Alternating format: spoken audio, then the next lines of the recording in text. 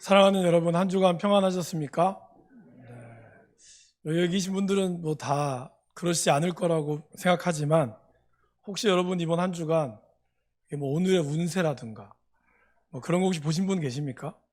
별자리가 이러니 내가 오늘 이번 한 주간은 좀 운이 좋겠다, 아니면 이번 한 주간 좀 잘 살겠다, 그런 거 혹시 보신 분 계십니까? 네, 아무도 없으시겠죠? 또 있어도 말 못하죠. 네. 뭐 장난으로 보기도 하는 분도 있고, 요즘엔 사실 또 첨단을 달리면서 어플로도 나오기도 하더라고요. 한다 하더라고요. 그래서 뭐 내 별자리가 뭐 내 띠에 따라서 뭐 용띠면 용띠 뭐 이런 여러 가지에 따라서 우리가 뭐 심심풀이로 본다라고 하지만, 사실 그것만큼 참 어떻게 보면 안타까운 일은 저는 없다고 생각합니다. 그 보는 분들을 폄하하는 게 아니라, 여러분 우리가 인생의 주인이 누구십니까? 라고 물어보면 물론 뭐 교회 다니신 분들 중에는 하나님이십니다 라고 이야기를 하지만, 또 우리 마음 가운데는 내 인생의 주인은 나다 라고 하는 생각을 많이 하시죠. 또 안 믿는 사람들은 대부분 그렇게 하실 겁니다. 그런데 왜 내 인생의 주인이 나라고 생각하면서 왜 우리는 주인 대신 내 인생을 왜 모를까요? 그죠? 많은 사람들이 내 인생의 주인 내 거다라고 하지만 당장 내일 펼쳐질 일들도 우리는 알 수가 없습니다. 갑자기 돌아가시기도 하고요. 또 저번에 한번 말씀드렸죠. 전에 있던 교회에서는 임종예배를 드렸는데 2년을 더 사셨어요. 다 돌아가셨다고 병원에서도 이제 포기해서 이제 목사님 꼭 와서 기도해 주세요, 기도해 줬는데 제가 능력이 있는 것도 아닌데 더 사시더라고요. 그러니까 사람의 인생이라는 게 참 알 수가 없는 겁니다. 그러니까 우리가 우리의 미래를 내 인생의 주인이니까 내가 알아서 하겠다고 하지만 정작 우리는 알 수 없기 때문에 때로는 두렵기도 하고 때로는 마음에 불안하기도 한 것이 있죠. 그러다 보니 사람들은 자기의 앞날을 맡기기도 한다는 것입니다. 요즘 우리가 그렇게 살아가고 있지만 이미 2000년 전 오늘 예레미야가 선포했던 이 시대에도 그렇게 살았다는 것입니다. 그래서 자기의 알 수 없는 미래를 향해서 사람들은 크게 성경에는 두 가지를 이야기하고 있죠. 첫 번째는 바로 점자리나 또 별자리, 오늘의 운세 등을 보면서 자신의 운명을 점치는 것입니다. 예레미야 10장 2절 말씀에 보면 이방 사람들은 하늘의 징조를 봤다라고 이야기합니다. 하늘의 징조가 뭘까요? 바로 이제 별자리나 이런 천체를 바라봅니다. 지금이야 우리가 뭐 이런 개기 일식, 그러니까 달이 뭐 태양을 가리는 이러한 일식이 몇 년마다 한 번씩 오잖아요. 그런 거를 보면 이것이 우리는 과학적으로 증명한다라고 하지만 그 당시는 과학적으로 증명이 안 됐기 때문에 그런 거를 보면 마치 이 하늘이 어두워지니까 신이 노했다 이렇게 하면서 사람들을 두렵게 만들고 그렇게 만들었다라는 것입니다. 그리고 또 요즘 시대에도 사실은 요즘에 많은 젊은이들이 뭐 폭망, 뭐 이 생에는 망했다 이런 말, 짧은 말들을 많이 쓰고요. 또 우리 집은 금수저니까 뭐 이렇고 우리 집은 흙수저니까 어렵고 이런 식으로 마치 자신의 운명이 어떠한 것에 따라서 결정되는 것처럼 이러한 운명론자들이 많이 있습니다. 그래서 이번에 뭐 갑자기 칼부림이 난 사건도 보니까 자기가 키도 작고 사람들이 잘 사는 게 꼴보기 싫어서 그렇게 했다라고. 그러니까 스스로 운명을 자기 자신을 그렇게 비참하게 만드는, 물론 그분이 처해 있던 상황들을 들어보면 구구절절 또 이해가 될 만한 것도 있을 겁니다. 근데 그처럼 사람들은 자신의 운명을 그런 어떤 운세나 이런 거에 한낱 종이 쪼가리 한 장에 맡기면서 그것이 내 인생이 무엇이다라고 결정하는 일이 있었다라는 것입니다. 이것이 지금 살아가는 우리도 있지만 이미 2000년 전, 3000년 전에 있었던 삶도 있었다라는 것입니다. 두 번째로 사람들은 우상을 만듭니다. 자기 안에 자기가 담고 싶은 것, 그리고 자기를 보호해주는 일종의 수호천사와 같은 그런 우상들을 사람들은 만듭니다. 그리고 그 우상이 나를 지켜준다라고 생각을 한다라는 것입니다. 그러나 우상은 사람들이 만든 것이고 그리고 그것은 생명력이 없어요. 이따가 한 번 더 말씀드리겠지만, 근데 이러한 우상들을 섬기면서 나아간다라는 것입니다. 이런 이야기를 들으면 저와 여러분들은 아무런 해당이 없을 것 같죠. 근데 여러분 그거 아십니까? 기독교에도 우상이 있습니다. 교회를 다닌다는 사람들도 미신을 믿어요. 어떤 미신을 믿을까요? 교회 다니면 다 잘 된다. 우리가 개업신방을 하거나 이사신방을 하면 제가 꼭 드리는 말씀이 있습니다. 많은 사람들이 개업신방을 받고 이사신방을 받는데 목사님이 기도해줘야 우리 잘 될 거라고 생각하는 거예요. 또 차를 사거나 아니면 뭘 사면 목사님 기도를 받으면 사고가 안 날 것 같아요. 여러분 과연 그럴까요? 과연 그것이 맞을까요, 여러분? 물론 하나님이 여러분과 함께 하시기 때문에 저는 잘 될 거라고 믿습니다. 그런데 우리가 신방을 받고 우리가 예배하는 가장 중요한 이유는 뭘까요? 목사가 와서 기도해 주기 때문에 이제 그 사업이 번창할 거다? 사실 그거는 좀 냉정하게 이야기하면 여러분들이 돼지머리에 고사상 얹어서 절하는 것을 하나님으로 대체하는 것밖에 아닙니다.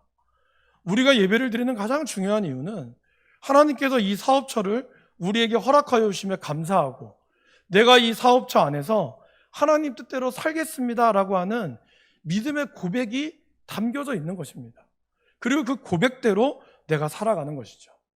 여러분 이사신방에서 목사님이나 전사님의 신방을 받고 나서 그 집에서 정말 하나님 말씀대로 가정예배 드리고 그리고 정말 주의 교훈과 훈계로 양육하셨습니까?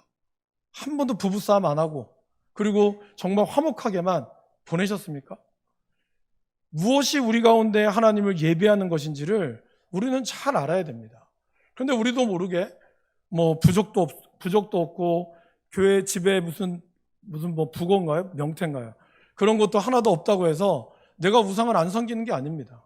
교회를 다니고 있지만 마치 하나님이 우리를 모든 것들을 지켜준다라는 그 믿음이 너무 강한 나머지 자신의 삶과는 아무런 상관없이 그냥 하나님만이 우리를 지켜주는 수호천사처럼 생각하는 사람들이 너무 많이 있다는 거예요.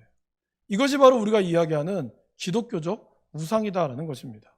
지금 이스라엘 백성들이 그랬어요. 이스라엘 백성들은 하나님이 우리를 절대적으로 지켜줄 거라고 하는 두 가지의 신앙적인 믿음이 있었습니다. 하나는 다윗 신앙이었고 하나는 시온성과 같은 신앙이었어요. 하나님께서 사무엘하 7장에 다윗을 왕으로 세우신 후에 그렇게 이야기하죠. 다윗이 내가 하나님의 성전을 짓고 싶습니다 라고 이야기했을 때 하나님께서 네가 내 성전을 지어주는 것이 아니라 내가 너에게 성전을 지어주마 하면서 너의 왕위를 하나님이 견고하게 해주겠다고 말씀하셨어요. 근데 이러한 믿음이 이스라엘 백성들에게 퍼지면서 이제 바벨론과 이러한 아수르로부터 북이스라엘을 멸망당했지만 우리는 멸망당하지 않을 것이다. 그 이유는 뭘까요? 하나님이 우리를 지켜주겠다고 다윗에게 약속하셨던 그 약속을 우리에게 지켜줄 거라고 하는 믿음 때문이었어요. 그런데 다윗의 후손 중에 하나였던 요시야 왕이 죽었습니다. 전쟁 가운데서. 하나님에 대해서 처음으로 유월절을 했던 그 왕이 죽자 이스라엘 사람들에게 충격이 온 거예요. 하나님이 우리를 다윗 왕조를 우리를 지켜주겠다고 했는데 왜 우리가 졌을까? 그들의 신앙이 무너졌어요. 근데 그들에게는 남은 신앙이 하나가 또 있었죠. 바로 시온성 신앙이었습니다. 예루살렘, 하나님이 지켜준 이 시온성은 영원히 견고할 것이다. 이러한 신앙이 그들을 사로잡고 있었습니다. 그런데 안타깝게도 하나님은 그 신앙마저도 무너뜨립니다. 왜 그럴까요? 너희들이 나의 말을 순종하지 않으면서 언약의 말씀을 지키지도 않으면서 그러한 헛된 것을 믿고 있는 것에 대해서 하나님은 강력하게 꾸짖고 있다라는 것입니다. 저와 여러분들이 하나님의 자녀가 되었다라는 특권이 하나님의 뜻대로 살지 않아도 된다는 것을 이야기하는 것이 아니죠. 근데 우리는 가끔 그렇게 착각하고 있다라는 것입니다. 사도 바울은 오늘 우리 시대에게 섬기는 우상에 대해서 골로새서 3장 5절에 이렇게 말씀합니다. 그러므로 땅에 있는 지체를 죽이라. 곧 음란과 부정과 사욕과 악한 정욕과 탐심이니 탐심은 우상 숭배니라. 근데 여기서 이 우상 숭배를 탐심이라고 번역하고 있는데 사실 이 헬라어 성경이나 영어 성경을 보면 우상 숭배가 앞에 모든 거를 다 받고 있어요. 그러니까 우리 안에 있는 우상 숭배는 뭘까요? 음란한 것, 부정한 것, 내 마음대로 품고자 하는 이런 사욕과 악한 정욕들이 다 우상이다라는 것입니다. 여러분, 우리가 우리의 자녀들이 잘 되기를 기도합니다. 그리고 간절히 기도하지만 이 자녀들이 하나님의 뜻 가운데 사는 거에 대해서는 외면해요. 왜? 공부만 잘하면 된다고 생각하기 때문에. 그것도 우상 숭배입니다, 여러분. 냉정하게 이야기하면. 우리가 과연 우리의 자녀들이 하나님 앞에 어떻게 서야 될 것인가? 그거를 고민해야죠. 이 지나고 나서 대학 가면 이제 좀 크면 알아서 신앙생활 하겠지. 그렇게 해서 신앙생활 언젠간 주님 부르시겠죠. 하지만 우리 가운데 기도하는 자녀들이 입식양면으로 잘 되기를 바라는 그 마음 가운데 그 아이들이 하나님의 뜻 가운데 살기로 바라는 마음이 없이 그냥 아이들이 내가 새벽 기도도 나오고 내가 정말 일천 문제도 하고 하나님 앞에 이거 다 하면서 자녀가 잘 되기를 바라도 정말 자녀가 잘 되면 그것이 정말 그 축복만일까요? 하나님의 말씀대로 살는 그 하나님의 언약의 말씀을 놓치면 이것이 우리 시대에 나오는 또 다른 우상숭배라는 것입니다. 우리는 이것을 잘 기억해야 합니다. 단순히 하나님이 말씀하셨던 우상숭배. 여러분 제가 거듭 말씀드리죠. 이스라엘 백성들이 하나님을 예배하지 않아서 하나님이 그들을 혼냈습니까? 아닙니다. 이들은 하나님을 너무나 잘 나름대로 섬겼어요. 오늘 7절에 나오는 9절에 나오는 다시스에서 가져온 은박, 이 다시스는 스페인이거든요. 스페인에서 가져온 아주 멋들어진 금, 그리고 이 우바스라고 하는 지역은 지금도 알려지지 않은, 어느 지역이라고 하는지 잘 알려지지 않지만 거기서 나오는 이 금으로 꾸민 것들, 정교하게 만든 이 모든 것들을 하나님 앞에 바쳤어요. 그런데 하나님은 그걸 싫어한다고 그랬습니다. 그것이 아무런 의미가 없다고 그랬어요. 이것을 가지고 오지만 정작 중요한 하나님을 잘 모르고 잘 무지한 이들에 대해서 하나님은 안타깝게 여기셨다라는 것입니다. 오늘 우리 시대에 나타난 이 우상들, 특별히 교회를 다니면서도 우리도 모르게 우리 안에 있는 하나님보다 하나님을 이용해서 기도하고 하는 이 모든 우상들을 우리는 버려야 한다라는 것입니다. 이거를 버리지 않고는 우리가 가지고 있는 이 신앙이 정말 하나님의 심판대 앞에서 하나님의 말씀 앞에 우리는 무너져 내려갈 수 있다라는 것입니다. 그러면 우상들이 어떤 걸까요? 사실 우상들을 다 열거하기가 어렵습니다. 저도 이 말씀을 묵상하면서 내 안에 있는 나도 모르는 우상들, 목회에 대한, 그래서 목회를 우상으로 하는 그런 모습들을 저는 바라봅니다. 하나님께서 여러분들 가운데 가르쳐주는 이 우상들을 우리는 찾아내야 합니다. 그리고 그것을 나의 정과 욕심을 십자가에 못 박아야 한다라는 것입니다. 그런데 그것보다 더 중요한 것은 뭘까요? 하나님을 제대로 알면 돼요. 하나님을 제대로 알면 우리 안에 있는 우상의 실체를 우리는 바라볼 수 있게 됩니다. 그래서 오늘 예레미야는 10장 1절에서 16절까지 말씀 가운데 1절에서 5절은 우상에 대해서, 그리고 12절부터 16절은 이 우상이 얼마나 헛된 것인 것에 대해서 거듭 이야기하면서 딱 중간에 무엇을 말씀하시고 있냐면 하나님이 어떤 분이신가에 대해서 오늘 우리에게 들려주고 있습니다. 저와 여러분들이 오늘 이 말씀을 통해서 정말 참 하나님을 알기를 간절히 사모할 수 있기를 바랍니다.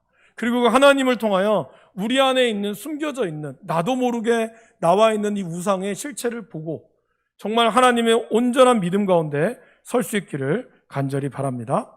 첫 번째는 여호와만이 참 하나님이십니다 라는 것을 예레미야는 고백했습니다. 오늘 예레미야는 10절 말씀에 여호와는 참 하나님이시오라고 이야기합니다. 여러분, 우리 집안에 뭐 명품이나 이런 가방들이 뭐 있으신 분도 있고 없으신 분도 있겠지만 짝퉁이 왜 생길까요? 진짜가 있기 때문에 짝퉁이 생기는 거죠. 그러니까 소위 이야기하는 명품에 가짜가 있지 명품이 아닌 것은 가짜도 없습니다. 그렇죠? 이 나라에 수많은 종교들이 있는데 우리나라뿐만 아니라 그중에 가장 많은 이단이 제가 뭐라고 그랬죠?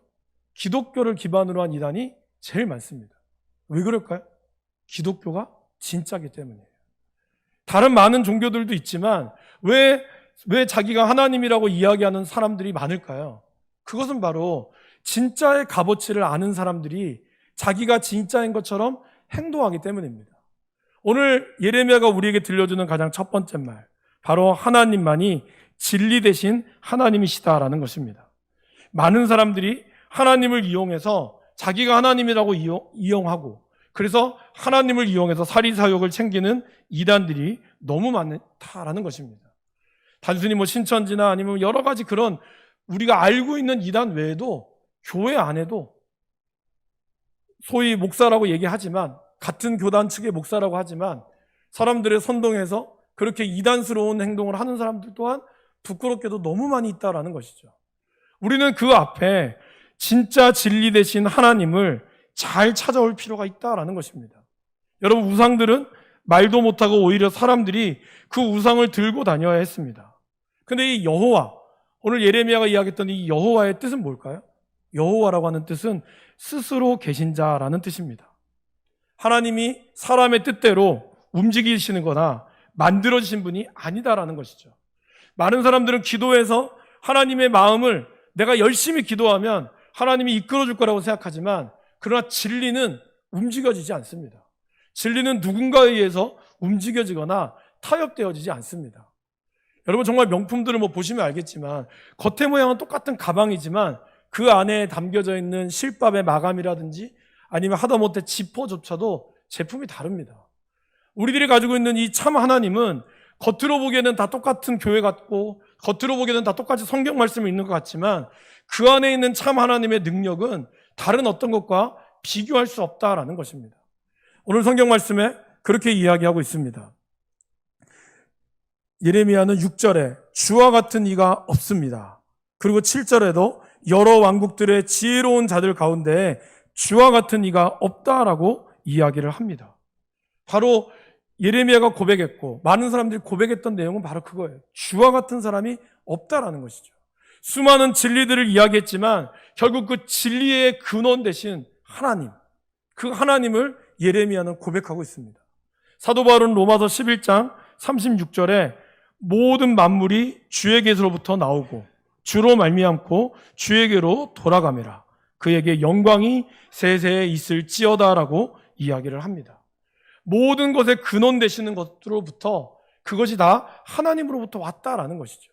그러기에 여호와의 이름에 힘이 있고 그 이름을 부르는 자마다 예수님은 구원함에 이른다라고 약속하고 있습니다. 진리는 이렇게 힘이 있습니다. 진리는 다른 어떤 것으로 움직여지지 않습니다.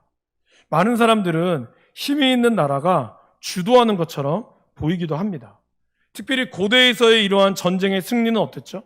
자신들이 섬기는 신들이 이긴 것으로 생각했습니다. 그래서 왕들이 자기가 패한 나라의 백성들에게 자신들의 신을 섬기도록 강요했죠. 북이스라엘이 멸망했을 때 아수르의 신이 북이스라엘을 지배했습니다. 그래서 많은 사람들이 아수르가 섬기던 신을 섬겼어요. 근데 얼마 안 있다가 아수르가 멸망당했습니다. 이제 바벨론이 유다를 점령하면서 사람들은 바벨론의 신을 섬기기 시작했습니다. 그런데 그 왕 중에 바벨론에서 가장 강력했던 왕이었던 느부갓네살 왕이 다니엘서에 보면 하나님을 찬양하는 내용이 나옵니다. 그것이 바로 다니엘서 4장 37절의 말씀입니다. 그러므로 나 느부갓네살은 하늘의 왕을 찬양하며 칭송하며 경배하노니 그의 일이 다 진실하고 그의 행하심이 의로우심으로 교만하게 행하는 자를 그가 능히 낮추심이라. 다니엘서에서 느부갓네살 왕은 유다를 공격했고 결국엔 유다를 멸망시켰던, 그리고 바벨론 나라에서 가장 영토가 넓었던 왕이 바로 느부갓네살 왕입니다. 근데 그 왕에게 하나님이 나타나셨어요. 꿈으로 보여주셨어요. 그리고 그의 교만함을 하나님이 치신다고 했습니다. 그 꿈의 이야기를 다니엘이 해석해 줬어요. 그런데 처음에는 느부갓네살 왕이 그 이야기를 듣고 두려웠겠죠. 왜냐하면 그 전에도 느부갓네살 왕은 하나님의 얘기를 들었거든요. 근데 1년이 지나도 아무런 일이 생기지 않는 거예요. 그래서 1년이 지난 12달이 지나고 나서 느부갓네살 왕이 자기가 만들어 놓은 왕궁을 보면서 그가 자화자찬을 합니다. 야, 내가 이렇게 훌륭한 일을 했구나. 근데 그 말이 떨어지기도 무섭게 하나님께서 하늘에서 내가 너에게 말한 그대로 될 것이다 라고 이야기가 나옵니다. 그리고 그는 느부갓네살 왕은 실제로 황소증후군이라고 하는 병에 걸립니다. 사람들이 사람 중에 아주 특이한 질병인데요. 풀을 먹고 짐승처럼 행동하는 그 행동이 황소증후군이라고 해요. 그 증후군에 걸리면서 그가 왕자로부터 쫓겨나게 됩니다. 그리고 그는 다시 돌아왔을 때 그가 깨달은 거예요. 아, 내가 아무리 이 어마어마한 나라를 다스린다 할지라도 사실은 나는 여호와 하나님 앞에 아무것도 아니구나. 그리고 느부갓네살 왕은 제가 방금 읽었던 다니엘서 4장 37절의 말씀을 이야기하고 그는 역사 속으로 사라집니다. 여러분, 예수를 믿으면서 그런 생각들이 많이 들죠. 저도 그렇습니다. 교회 다니는 우리 성도님들이 다 잘 돼가지고, 다 잘 돼서 사람들이 아이고 어떻게 이렇게 잘 사냐고 하면 평화교회 다녀보라고, 그러면 복 받을 거라고. 그런 사람들이 많으면 얼마나 좋겠어요, 그죠? 그럼 우리 교회가 차고 넘치겠죠. 그런데 하나님은 부족한 저의 바람대로 잘 이루어지지 않으시더라고요. 때로는 하나님께서 사업의 실패를 경험하기도 하고, 또 제 자신도 연약한 부분들을 하나님 드러내기도 하시고, 우리의 모습들을 드러내기도 합니다. 또 사실 가장 대표적인 예수님조차 어떻게 됐죠? 아무런 풍채가 멋있지도 않고요, 용모가 아름답지도 않았어요. 그래서 예수님은 도살장에 끌려가는 양처럼 힘없이 그렇게 십자가를 짊어지셨습니다. 그 십자가조차도 들 힘이 없어서 구레네 사람 시몬이라고 하는 사람을 억지로 지워서 짊어갈 정도로 예수님은 정말 그 당시에 보잘것없고 볼품이 없었습니다. 저와 여러분들이 힘 있는 뭔가를 딱 보면 그 사람을 우리 따라가고 싶잖아요. 막 좋은 차 타고 다니고, 그래서 사업에 성공해서 어마어마 의리의리한 집에서 살면 그 사람을 우리는 욕하면서도 부러워합니다. 그러면서 우리도 그렇게 살기를 바라요. 근데 예수님은 전혀 그런 모습이 아니셨다라는 것이죠. 하지만 그 연약함이, 때로는 우리가 보기에는 아무런 흠모할 만한 아무것도 아님에도 불구하고 그 연약함이, 그리고 그 안에 있는 진리가 지금 우리를 이 자리로 이끌어오고 있음을 우리는 기억해야 한다는 것입니다. 눈에 보이는 힘이 다가 아니라는 거예요. 정말 진리는 언제나 살아있고 연약해 보이고 아무런 풍채가 없어 보이지만, 그 진리는 강하고 타협하지 않지만 그 진리 위에 놀라운 은혜가 있다라는 것입니다. 예레미야는 그걸 누구보다 잘 알았기에 이 참 하나님을 고백하고 있다라는 것입니다. 사랑하는 여러분, 참 진리만을 붙드시는, 그것이 비록 눈에 보이는 연약할지라도 그러나 살아서 역사하시는 그 하나님의 놀라운 진리를 붙드시는 우리 귀한 인생 되기를 간절히 바랍니다. 두 번째는 여호와만이 살아계신 하나님이시다라고 10절 말씀에 고백합니다. 첫 번째, 오직 여호와는 참 하나님이시오라고 고백한 후에 예레미야는 여호와만이 살아계신 하나님이시다라고 이야기를 합니다. 오늘 5절 말씀에 보시면 그것이 둥근 기둥 같다라고 표현하고 있거든요. 둥근 기둥을 헬라어로 보면 오이밭에 세운 허수아비다라는 뜻입니다.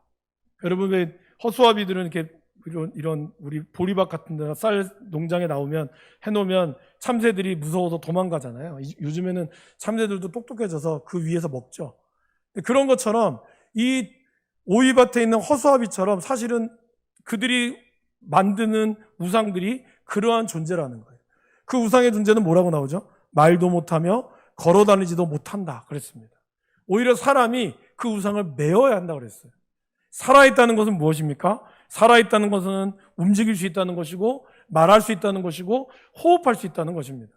여기에 나와 있는 모든 우상들이, 그들이 얘기하는 모든 것들이 다 화려하고 정교하게 만들어졌지만 결국에는 다 죽은 것이라는 거예요.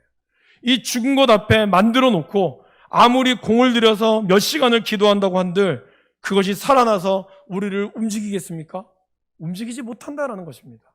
지금 우리가 알고 있는 바벨론을 섬기는 신들이 다 어디에 있죠? 다 박물관에 있어요. 다 박물관에 잘 보관되어 있습니다.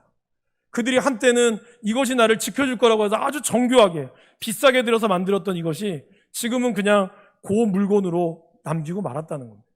그러나 하나님은 무덤이 없으시죠.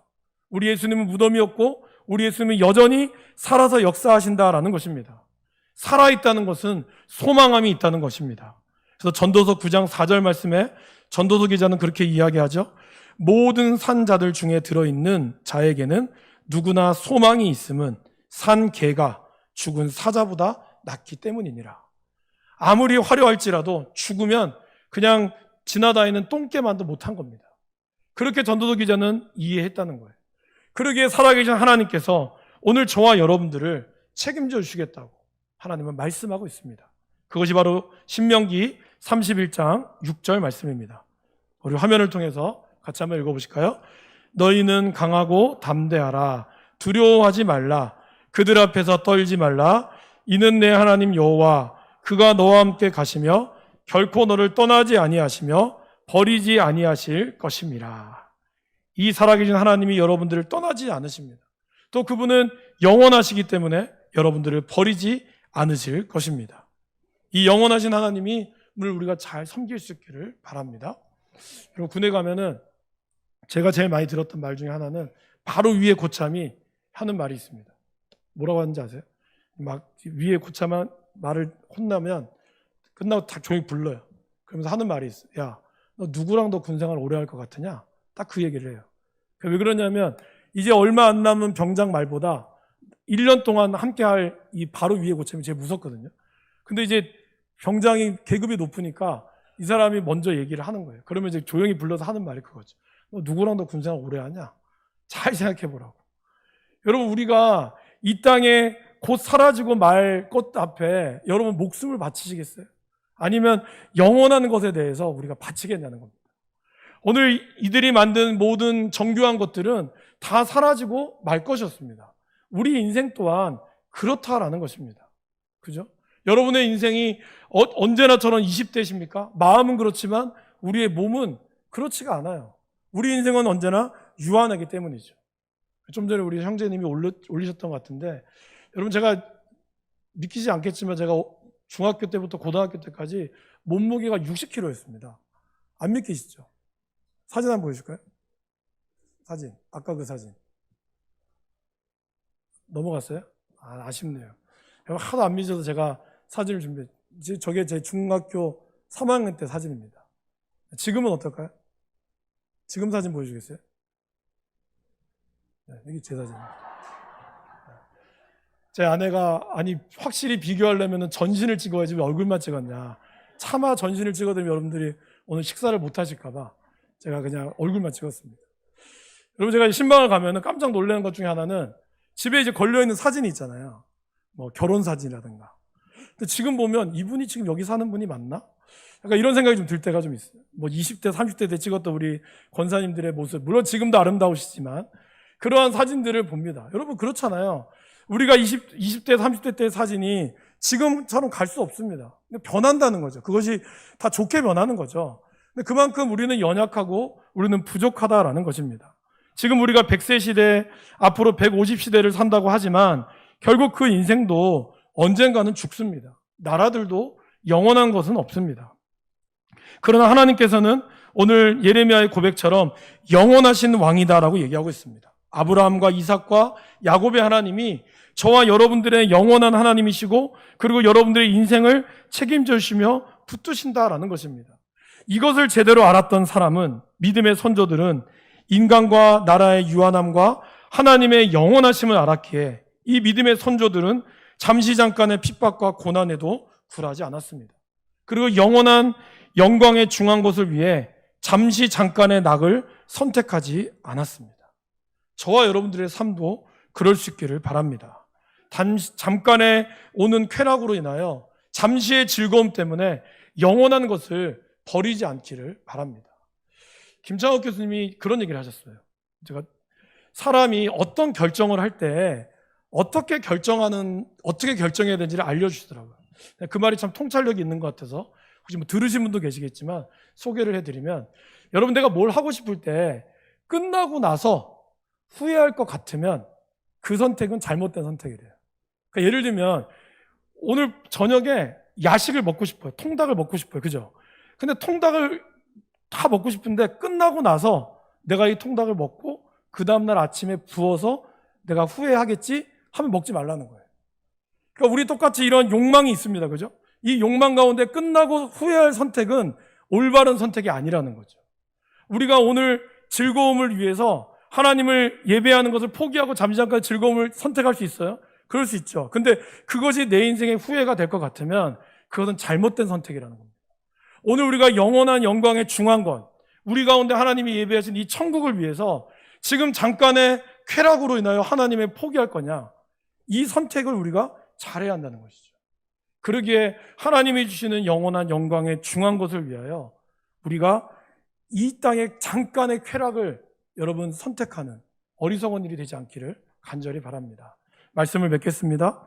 이 시대에도 여전히 우리에게는 우상 숭배의 유혹이 있습니다. 저 안에도 있고 우리 모두 다 있어요. 교회를 다니면서도 우리는 뭔가 또 다른 것을 의지할 때가 있습니다. 그러기에 우리는 참 하나님이 진리 되심을 믿으시기를 바랍니다. 그리고 그분의 말씀을 항상 묵상하시며 여러분의 삶을 이끌어 가시기를 바랍니다. 당장 눈에 화려해 보일지라도 죽고 유한한 것에 의지하지 마시고 영원한 우리 예수님의 말씀을 의지하시며 하나님이 우리에게 약속하신 소망과 은혜를 누리시기를 간절히 바랍니다. 함께 기도하겠습니다.